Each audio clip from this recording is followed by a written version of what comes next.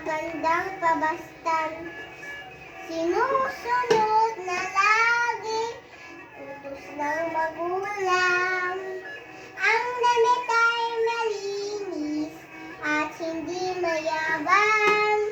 Iyan ang batang mabait na lalapat ng kalisan. Sa eskwelang pumasok ay laging maaga.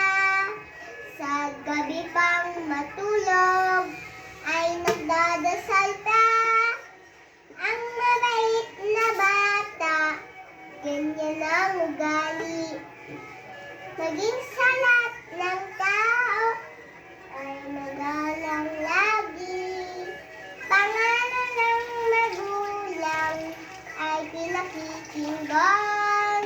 Di nakyayaya sa tibibigin nangangaway. Damit ay malinis at hindi mayabang.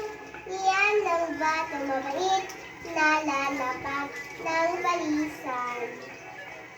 Sa eskwelang pumasok ay laging maaga.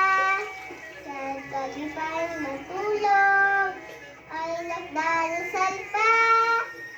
Ang mabait na bata, ganyan ang ugali. Maging sa tao ay nagalang lagi. Pangalan ng magulang ay pinakikinggan. Di nakyayaya sa